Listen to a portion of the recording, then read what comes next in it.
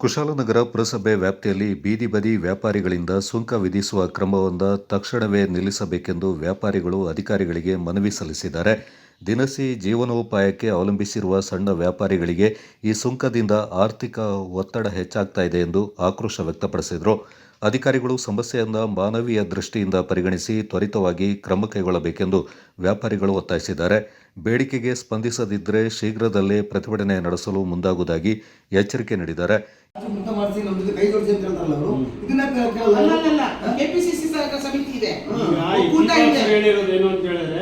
ಮಾತುಕತೆ ಮಾಡಿ ಏನಾಗಿದೆ ಈಗ ನಿಮ್ಮ ಸಮಸ್ಯೆ ಮಾತುಕತೆ ಮಾಡಿ ಯಾವಾಗ ಮಾಡಬೇಕು ಗೊತ್ತಾ?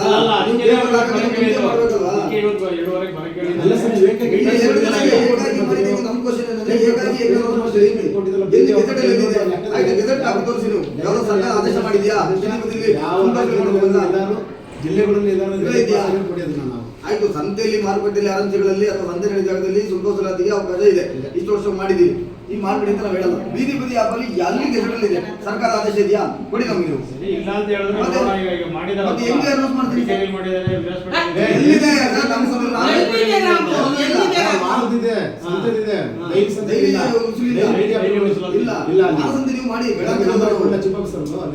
ಸಂತೆ ಮಾಡ್ಲಿ ಮಾಡ್ಬಿಡಿ ಅಂತ ನಾವು ಹೇಳಲ್ಲ.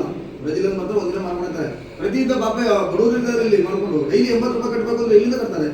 ಅದು ಬೀದಿ ಕುಟುಂಬ ಮಾತ್ರ ಏನಾದ್ರು ಶೆಡ್ ಹಾಕ್ತೀರಾ, ಛತ್ರಿ ಕೊಡ್ತೀರಾ? ನಮ್ಮ ಸ್ಥಳೀಯ ಊರು ಅವ್ರ ಅಜ್ಜಿ ಸತ್ತೋಗಿ, ಅಮ್ಮ ಸತ್ತೋಗಿ, ಹಂಗೆ ಸತ್ತೋಗಿ, ಈಗ ಉಳಿದಿರೋರು ಯಾರು ಗೊತ್ತಾ? ಮಕ್ಕಳು ಮೊಮ್ಮಕ್ಕಳು ಆಯ್ತಾ, ಯಾರ್ಯಾರೋ ಬಂದವರು ಲಕ್ಷಾಂತರ ರೂಪಾಯಿ ದುಡ್ಕೊಂಡು ಹೋಗ್ತಾ ಇದ್ದಾರೆ. ನಮ್ಮ ವ್ಯಾಪಾರಸ್ಥರು, ಹೂ ವ್ಯಾಪಾರದವ್ರು ಮರದ ಬುಡದಲ್ಲಿ ಕೂತ್ಕೊಂಡು ನೊಣ ಓಡಿಸ್ತಾ ಕೂತವ್ರೆ. ವ್ಯಾಪಾರನೇ ಆಗೋದಿಲ್ಲ. ಅದಕ್ಕೆಲ್ಲ ಒಂದು ಮಾರುಕಟ್ಟೆ ಇದ್ಮೇಲೆ ಸರಿ ಮಾಡ್ಬೇಕಲ್ವ ಪಂಚಾಯತ್. ಎಷ್ಟು ರಿಕ್ವೆಸ್ಟ್ ಮಾಡಿದ್ವಿ, ಎಷ್ಟು ಸಲ ಕೇಳಿದ್ವಿ, ಒಂದು ಗ್ರೂಪ್ ಏನು ನಮ್ಮ ಒಂದು ಸ್ವಶಕ್ತಿಯಿಂದ ನಾವು ನಮ್ಮ ಹಣದಲ್ಲಿ ಈಗ ಏನೋ ಬ್ಯಾಂಕ್ ನಮಗೆ ಸಾಲ ಕೊಡ್ತಾ ಇದೆ, ಅದು ಎಲ್ಲರಿಗೂ ಪೂರ್ಣವಾಗಿ ನಮಗೆ ಸಾಲ ತಲುಪಿಲ್ಲ. ಒಂದೊಂದು ಕಾರಣ ಹೇಳ್ಬಿಟ್ಟು ಕೆಲವರೆಲ್ಲ ವಾಪಸ್ ಹೋಗಿದ್ದಾರೆ, ತಗೊಂಡು ಅವರ ಹೊಟ್ಟೆಪಾಟ ಹಿಡ್ಕೊಂಡು ಹೋಗ್ತಾ ಇದ್ದಾರೆ. ನೀವು ನಮ್ಮ ಬೀದಿ ವ್ಯಾಪಾರಿಗಳಿಗೆ ಏನಾದರೂ ಸಪೋರ್ಟ್ ಮಾಡಿದ್ದೀರಾ ಅಂತ ಹೇಳಿ ಸಾಕಷ್ಟು.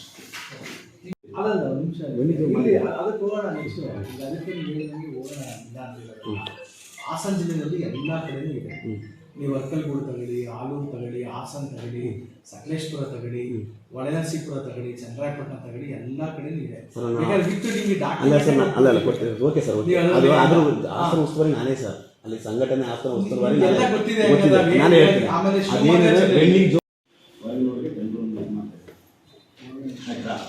ಏನಾಗಿದೆ ಅಂದರೆ ಯಾವ ಜಿಲ್ಲೆಗಳು ಇವತ್ತುವರೆಗೆ ಬೀದಿ ಬದಿ ವ್ಯಾಪಾರಿಗಳು ಜನರನ್ನು ಘೋಷಣೆ ಮಾಡಿಲ್ಲ. ಫಸ್ಟ್ ಆದೇಶಗಳನ್ನು ತಾವು ಮಾಡ್ತಾರೆ. ಯಾಕೆ ವ್ಯವಸ್ಥೆ ಮಾಡಿಲ್ಲ. ಈ ಥರ 31 ಜಿಲ್ಲೆ ಇದೆಯಾ? ಯಾವ ಜಿಲ್ಲೆಯಲ್ಲೂ ಇಲ್ಲ. ಇಲ್ಲಿ ಯಾಕೆ ಸರ್ ಈ ಥರ ಮಾಡಿದ್ರು ಅಂತ ಕೇಳ್ತಾರೆ. ನೀವು ಸರ್ ನೀವು ತಿಳ್ಕೊಂಡಿರ್ತಕ್ಕಂಥದ್ದು ನೀವು ಇಲ್ದಿರಲ್ಲ ಇಲ್ಲ ಅಂತ ಹೇಳೋಲ್ಲ. ನೋಡಿ, ನೀವು ಮೊನ್ನೆ ಬಜೆಟ್ ಪೂರ್ವವಾಗಿ ಸಮೇತ ಮಾಡಿದ್ದೀವಿ. ನೀವು ಇಲ್ಲಿಂದ ಜಸ್ಟ್ ನೀವು 31 ಜಿಲ್ಲೆ ಇರುತ್ತಲ್ಲ. ಈ ಸಂದರ್ಭ ಕಾಂಗ್ರೆಸ್ ಬೀದಿ ಬದಿ ವ್ಯಾಪಾರಿಗಳ ಸಂಘದ ಜಿಲ್ಲಾಧ್ಯಕ್ಷರಾದ ಆದಂ ಎಸ್ ಮಾತನಾಡಿ, ವ್ಯಾಪಾರಸ್ಥರ ಮೇಲೆ ಇಂಥ ನಿರ್ಧಾರವನ್ನು ಯಾವುದೇ ಕಾರಣಕ್ಕೂ ನಾವು ಸಹಿಸಲ್ಲ. ಶಾಸಕರ ಗಮನಕ್ಕೂ ಕೂಡ ನಾವು ತರ್ತೇವೆ. ಗುಬ್ಬಿ ಮೇಲೆ ಬ್ರಹ್ಮಾಸ್ತ್ರವನ್ನು ಬಿಡುವುದು ಸರಿಯಲ್ಲ ಎಂದು ತಿಳಿಸಿದರು. ಕುಶಾಲನಗರದ ಪುರಸಭೆ ವ್ಯಾಪ್ತಿಯಲ್ಲಿ ಬೀದಿ ಬದಿಯಲ್ಲಿ ವ್ಯಾಪಾರ ಮಾಡುವಂತಹ ವ್ಯಾಪಾರಿಗಳಿಗೆ ಪ್ರತಿನಿತ್ಯ ಸುಂಕ ವಸೂಲಿಯನ್ನು ಮಾಡಬೇಕು ಅಂತೇಳಿ ಒಂದು ಆದೇಶವನ್ನು ಹೊರಡಿಸಿದ್ದಾರೆ. ಈಗಾಗಲೇ ಈ ಭಾಗದಲ್ಲಿ ಬಡವರು ಒಂದು ದಿನಕ್ಕೆ ಒಂದು 500 ರೂಪಾಯಿ ಹಾಕಿ 600 ರೂಪಾಯಿ ವ್ಯಾಪಾರ ಮಾಡೋದೇ ದೊಡ್ಡ ಕಷ್ಟ ವಿಚಾರದಲ್ಲಿ. ಅದರಲ್ಲಿ 75-80 ರೂಪಾಯಿ ಪ್ರತಿನಿತ್ಯ ಅವರು ಶುಲ್ಕವನ್ನು ಕಟ್ಟೋದು ಭಾಳ ಕಷ್ಟದ ವಿಷಯ. ಆ ವಿಚಾರವನ್ನು ಪರಿಗಣಿಸದೆ ಏಕಾಏಕಿ ಯಾವುದೇ ಸರ್ಕಾರದ ಆದೇಶದ ಇಲ್ಲದೆ ಗೆಜೆಟ್ನಲ್ಲೂ ಕೂಡ ವಿಚಾರವಿಲ್ಲ, ಪ್ರಸ್ತಾಪನೆ ಇಲ್ಲ. ಆದರೆ ಸ್ಥಳೀಯ ಪುರಸಭೆಯ ಅಧಿಕಾರಿಗಳು ತಮ್ಮ ಪುರಸಭೆಯ ಆದಾಯಕ್ಕೋಸ್ಕರ ತಾವೇ ಏಕಾಏಕಿ ಸ್ವಂತ ನಿರ್ಧಾರವನ್ನು ಕೈಗೊಂಡು ಏನು ಮುಂದಿನ 5ನೇ ತಾರೀಕಿಗೆ ಒಂದು ಸುಂಕ ವಸೂಲಾತಿಯ ಒಂದು ಹರಾಜು ಪ್ರಕ್ರಿಯೆಯನ್ನು ಪ್ರಕಟಣೆ ಮಾಡಿದ್ದಾರೆ. ಇದು ನಿಜವಾಗಲೂ ಖಂಡನೀಯ. ಇದನ್ನು ನಾವು ನಮ್ಮ ಕರ್ನಾಟಕ ಪ್ರದೇಶ ಬೀದಿ ಬದಿ ವ್ಯಾಪಾರ ಒಕ್ಕೂಟದಿಂದ ಖಂಡಿಸ್ತೇವೆ. ಇಂತಹ ಕೆಟ್ಟ ನಿರ್ಧಾರವನ್ನು ತಾವು ತಗೊಳ್ಬಾರ್ದು. ಯಾಕೆಂತ ಹೇಳಿದ್ರೆ ಇಲ್ಲಿ TBC ಮಾರುಕಟ್ಟೆ ಸಮಿತಿ ಈಗಾಗಲೇ ಕಾರ್ಯವನ್ನು ನಿರ್ವಹಿಸ್ತಾ ಇದೆ. ಅದರ ಜೊತೆಗೆ ಸಂಘಟನೆ ಕೂಡ ಒಕ್ಕೂಟ ಕೂಡ ಕೆಲಸವನ್ನು ನಿರ್ವಹಿಸ್ತಾ ಇದೆ. ಅವರ ಗಮನಕ್ಕೆ ತಂದು ಅವರೊಂದಿಗೆ ಮಾಹಿತಿಯನ್ನು ಹಂಚಿಕೊಂಡು ತಾವು ತೀರ್ಮಾನ ತಗೊಳ್ಬೇಕಿದ್ದಾದರೆ ಏಕಾಏಕಿ ತೀರ್ಮಾನ ತಗೊಂಡಿದ್ದು ಖಂಡನೀಯ ವಿಷಯ. ಇದನ್ನು ಖಂಡಿತವಾಗಿಯೂ ಇದರ ಹೋರಾಟವನ್ನು ನಾವು ಹಮ್ಮಿಕೊಳ್ತೀವಿ. ಈಗಾಗಲೇ ಮುಖ್ಯಾಧಿಕಾರಿಗಳ ಬಹುಶಃ 8 ದಿನಗಳ ಸತತ ಪ್ರಯತ್ನ ಮಾಡ್ತಿದ್ದೀವಿ. ಅವ್ರನ್ನ ಮೀಟ್ ಮಾಡಲಿಕ್ಕೆ ಅವರು ನಮಗೆ ಸಿಗ್ತಾ ಇಲ್ಲ. ಇವಾಗ ಕೂಡ ಬೆಳಿಗ್ಗೆ ನಾವು ವಿಭಾಗಾಧಿಕಾರಿಗಳಿಗೆ ನಾವು ಕರೆಯ ಮುಖಾಂತರವಾಗಿ ವಿಚಾರ ಪ್ರಸ್ತಾಪ ಮಾಡಿದಾಗ ಮುಖ್ಯಾಧಿಕಾರಿಗಳು 2:30ಗೆ ಬರ್ತಾರೆ, ಅವ್ರ ಜೊತೆಗೆ ಚರ್ಚೆ ಮಾಡಿ ಅಂತ ಹೇಳಿದ್ರು. ನಾವು 2:30ರಿಂದ ಎಲ್ಲ ವ್ಯಾಪಾರಸ್ಥರಲ್ಲಿ ವ್ಯಾಪಾರ ಬಿಟ್ಟು ಕಾಯ್ತಾ ಇದ್ದೀವಿ. ಆದರೂ ಕೂಡ ಅಧಿಕಾರಿಗಳು ನಮಗೆ ಬಂದೇ ಸ್ಪಂದನೆ ಮಾಡಿಲ್ಲ. ನಿಜವಾಗಿ ಆ ವಿಚಾರವಾಗಿ ಕೂಡ ನಾವು ಖಂಡನೆ ಮಾಡ್ತಾ ಇದ್ದೀವಿ. ಆದಷ್ಟು ಬೇಗ ಬಂದು ಮುಖ್ಯಾಧಿಕಾರಿಗಳು ನಮ್ಮೊಂದಿಗೆ ಚರ್ಚೆ ಮಾಡಿ ಈ ಒಂದು ಬಹಿರಂಗ ಹರಾಜಿನ ಪ್ರಕ್ರಿಯೆಯನ್ನು ಕೈ ಬಿಡಬೇಕು. ಈ ವಿಚಾರನ ಮಾನ್ಯ ಶಾಸಕರ ಗಮನಕ್ಕೆ ಕೂಡ ತರಲಿಕ್ಕೆ ನಾಳೆ ಎಲ್ಲ ಸಿದ್ಧತೆ ಮಾಡಿಕೊಂಡಿದ್ದೇವೆ. ಯಾವುದೇ ಕಾರಣಕ್ಕೂ ಸುಂಕ ವಸೂಲಾತಿಯನ್ನು ಮಾಡೋಕ್ಕೆ ಅವಕಾಶ ಮಾಡಿಕೊಡದೇ ಇಲ್ಲ ನಾವು. ಖಂಡಿತವಾಗಲೂ ಇದು ಸಂತೆ ವ್ಯಾಪಾರಿಗಳಿರ್ಬೋದು ಅಥವಾ ಬೇರೆ ಬೇರೆ ಹರಾಜು ಪ್ರಕ್ರಿಯೆ ಮಾಡಲಿ, ಆದರೆ ಬೀದಿಯಲ್ಲಿ ಕಷ್ಟಪಟ್ಟು ಜೀವನ ನಡೆಸುವಂಥ ವಿರುದ್ಧ ಹೊಟ್ಟೆಯನ್ನು ಹೊಡಿಬೇಡಿ, ಗುಬ್ಬಿ ಮೇಲೆ ಬ್ರಹ್ಮಾಸ್ತ್ರ ತಾವು ಮಾಡಬೇಡಿ ಅಂತೇಳಿ ಖಂಡಿಸ್ತಾ ನನ್ನ ಮಾತನ್ನು ಮುಗಿಸುತ್ತೇನೆ. ಬೀದಿ ಬದಿ ವ್ಯಾಪಾರಿಗಳ ಮಹಿಳಾ ಘಟಕದ ಜಿಲ್ಲಾಧ್ಯಕ್ಷರಾದ ಸಲೀನಾ ಮಾತನಾಡಿ, ಅಧಿಕಾರಿಗಳು ನಮ್ಮ ಗಮನಕ್ಕೂ ತಿಳಿಸದೆ ಇಂತಹ ನಿರ್ಧಾರಗಳನ್ನು ಏಕಾಏಕಿಯಾಗಿ ತೆಗೆದುಕೊಂಡಿರುವುದು ಸರಿಯಲ್ಲ. ಮುಂದಿನ ದಿನಗಳಲ್ಲಿ ಪ್ರತಿಭಟನೆಗೆ ಕೂಡ ಇಳಿಯಬೇಕಾಗುತ್ತೆ ಎಂದು ತಿಳಿಸಿದರು. ಬೀದಿ ಬದಿ ವ್ಯಾಪಾರಿಗಳಿಗೆ ಒಂದು ಬೈಲಾ ಇದೆ. ಆ ಬೈಲಾದಲ್ಲಿ ಎಲ್ಲ ವಿಷಯಗಳು ನಮೂದನೆಯಾಗಿದೆ. ಈ ಯಾವುದೇ ವಿಷಯಗಳನ್ನ ಇವರು ಓದದೆ ಮಾಡದೆ ಏನು ಮಾಡಿದರೋ ನಮಗೆ ಗೊತ್ತಿಲ್ಲ. ಆದರೆ ನಮ್ಮಲ್ಲಿ ಆ ಬೈಲಾನ ನಾವು ಇಟ್ಕೊಂಡು ಕೆಲಸ ಮಾಡ್ತಾ ಇದ್ದೀವಿ. ವ್ಯಾಪಾರ ಸಮಿತಿ ಅಂತಲೂ ಇಲ್ಲಿ ಒಂದು ಎಲೆಕ್ಟೆಡ್ ಬಾಡಿನೇ ಇದೆ. ಅವ್ರನ್ನ ಕರೆದು ಏನಾಗಬೇಕು ಅನ್ನೋದನ್ನು ಚರ್ಚೆ ಮಾಡಬೇಕಿತ್ತು, ಅದನ್ನು ಸಹ ಮಾಡಿಲ್ಲ. ಜೊತೆಗೆ ನಮ್ಮ ಬೀದಿ ವ್ಯಾಪಾರಿಗಳಿಗೆ ಯಾವುದೇ ಸೌಲಭ್ಯ ಕೊಟ್ಟಿರೋದಿಲ್ಲ, ಯಾವುದೇ ಒಂದು ಸೌಲಭ್ಯನೂ ಕೊಟ್ಟಿರೋದಿಲ್ಲ. ಒಂದು ಜಾಗ ಗುರುತಿಸೋದಾಗಿರ್ಬೋದು, ಅವರಿಗೆ ವ್ಯವಸ್ಥೆಗಳನ್ನ ಮಾಡೋದಾಗಿರ್ಬೋದು, ಒಂದು ನೀರಿನ ವ್ಯವಸ್ಥೆ ಆಗಿರ್ಬೋದು, ಒಂದು ಟಾಯ್ಲೆಟ್ ಬಾತ್ರೂಮಿಂದ ಬಹಿರ್ದೆಸೆಗೆ ಹೋಗ್ಬೇಕಂತ ಇದ್ದರೆ ಅಂಥ ವ್ಯವಸ್ಥೆಗಳಾಗಿರ್ಬೋದು, ಯಾವುದೇ ವ್ಯವಸ್ಥೆಗಳಿಲ್ಲ.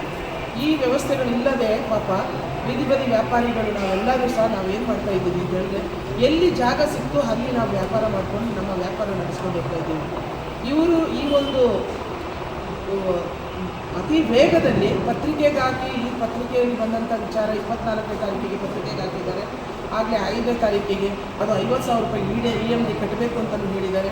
5ನೇ ತಾರೀಕಿಗೆ ಪ್ರಕ್ರಿಯೆ ನಡೆಸಬೇಕು ಅಂತಲೂ ಹೇಳಿದ್ದಾರೆ. ಇದನ್ನೆಲ್ಲ ಹೇಳಬೇಕಾದ್ರೆ ಇಲ್ಲೊಂದು ಪಟ್ಟಣ ವ್ಯಾಪಾರ ಸಮಿತಿ ಅಂತ ಇದ್ದ ಮೇಲೆ ಒಂದು ಮಾತು ತಿಳಿಸ್ಬೇಕಲ್ಲ. ಸಮಿತಿ ಇಲ್ಲದೆ ಏನು ಮಾಡಲಿಕ್ಕಾಗೋದಿಲ್ಲಲ್ಲ. ಬೇರೆ ಸಮಿತಿಗಳೆಲ್ಲ ಚರ್ಚೆ ಮಾಡಿ ಇವರು ಕೆಲಸ ಮಾಡ್ತಕ್ಕಂಥವ್ರು. ಪಟ್ಟಣ ಸಮಿತಿ ಸಮೇತ ಒಂದು ಎಲೆಕ್ಟೆಡ್ ಬಾಡಿನೇ. ಯಾವ ಒಂದು ಚುನಾವಣಾಧಿಕಾರಿ ಬಂದೇ ಈ ಸಮಿತಿನ ಮಾಡಿರ್ತಕ್ಕಂಥದ್ದು. ಆ ಒಂದು ಸಮಿತಿಗೆ ಒಂದು ಬೆಲೆ ಇಲ್ವಾ? ಆಗ ಈ ಸಮಿತಿಯ ಅಧ್ಯಕ್ಷನಿಗೆ ಬೆಲೆ ಇಲ್ವಾ? ಈ ಸಮಿತಿಯ ಒಂದು ಕಾರ್ಯಕಾರಿ ಮಂಡಳಿಗೆ ಬೆಲೆ ಇಲ್ವಾ? ಇದನ್ನೆಲ್ಲ ಮನವರಿಕೆ ಮಾಡ್ಕೊಳ್ಬೇಕಾಗ್ತದೆ. ಯಾರೇ ಅಧಿಕಾರಿಗಳಿರ್ಬೋದು, ಬಹುಶಃ ಎಲ್ಲರೂ ಎಲ್ಲ ತಿಳಿದಿದ್ದವ್ರೆ ಅಂತ ನಾನು ಹೇಳಲಿಕ್ಕೆ ಇಷ್ಟಪಡಲ್ಲ. ಕೆಲವರಿಗೆ ತಿಳಿಯದೇ ಇದ್ದಿರ್ಬೋದು, ತಿಳಿಯದೇ ಇದ್ದು ಇಂಥ ಕೆಲಸ ಮಾಡಿದ್ದಾರೆ ಅಂತ ಹೇಳಿದ್ರೆ ಇದನ್ನು ದಯವಿಟ್ಟು ಸಂಬಂಧಪಟ್ಟ ಅಧಿಕಾರಿ ಕೂತ್ಕೊಂಡು ಇದ್ರ ಬಗ್ಗೆ ಚರ್ಚಿಸಿ ಏನು ಮಾಡಬೇಕು ಅಂತ ಚರ್ಚೆ ಮೂಲಕ ತೀರ್ಮಾನ ಮಾಡಬೇಕು. ಜಿಲ್ಲಾ ಸಂಘದ ಅಧ್ಯಕ್ಷರಾದ ಜಗದೀಶ್ ಮಾತನಾಡಿ, ಬಡವರ ಮೇಲೆ ತೆಗೆದುಕೊಂಡಿರುವ ಇಂತಹ ನಿರ್ಧಾರಗಳನ್ನು ನಾವು ಎಂದಿಗೂ ಸಹಿಸಲ್ಲ. ಕೂಡಲೇ ಮತ್ತೊಮ್ಮೆ ಪರಿಶೀಲನೆ ಮಾಡಿ ಈ ನಿರ್ಧಾರವನ್ನು ಹಿಂಪಡೆಯಬೇಕೆಂದು ಒತ್ತಾಯಿಸಿದರು.